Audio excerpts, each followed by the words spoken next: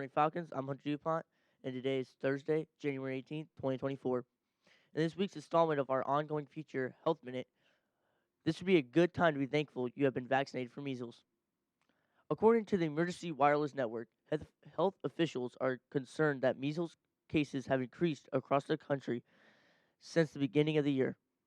Virginia health officials warned travelers of potential measles exposure the first week of January at a busy airport. The potential exposure was linked to the international arrival areas of the main terminal at Dulles International Airport in Virginia. Health officials in Pennsylvania have already been tracking an outbreak of measles. Measles is a highly contagious respiratory virus that causes febrile rash illness. Measles has been eliminated in the United States for decades.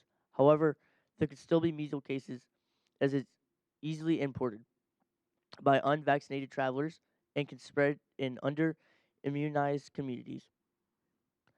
Measles symptoms appear 7 to 14 days after contact with the virus and typically include high fever, cough, runny nose, and watery eyes. Measles rash appears 3 to 5 days after the first symptoms. Measles can be dangerous, especially for babies and young children.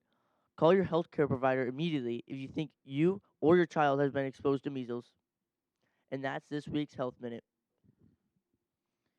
Michiana has been seeing a rising number of electric vehicles, and thanks to a newly announced grant, local leaders aim to increase the number of charging stations as well.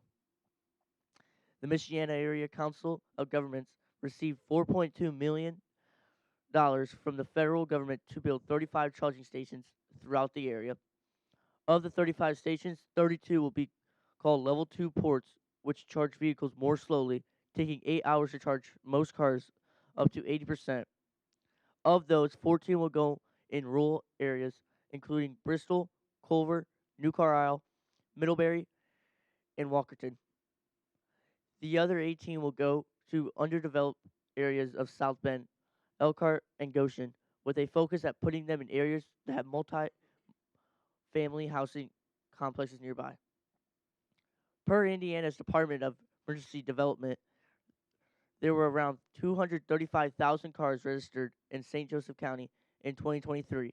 Of those, just shy of 3% are electric hybrids or fully electric. In Elkhart for 2023, roughly 2% of the country's 194,000 registered cars are electric or hybrid.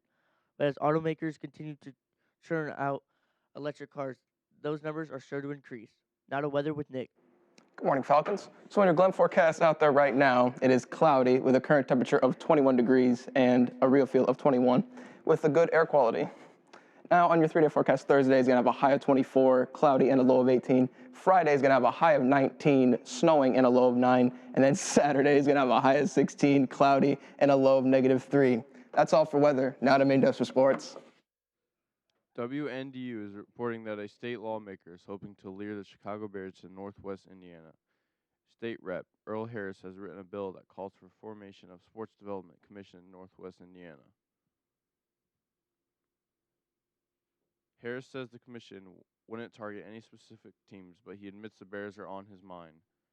The Bears have played their home games at Soldier Field in Chicago since 1971, but there has been a lot of reporting that the ownership is not happy with their situation and has been looking into the possibility of relocating or building a new stadium. Soldier Field is not owned by the team, it is owned by the city of Chicago. The bill calling for the formation of Northwest Indiana Professional Sports Development Commission was introduced January 9th. Last night, the Lady Falcons won their first game in the Everwise Bi-County basketball tournament, downing Argus 40-37. In the process, they held the state's leading scorer to half her average. Sophia Romer led the way with 13 points, while Addison Reese had 11 and Dre Whittington 8 points. They'll play again tomorrow night at LaVille. JV varsity boys and girls teams swept Argus last night as they prepare to take on LaVille tomorrow night if the weather will allow them. Now back to lunch with Nick.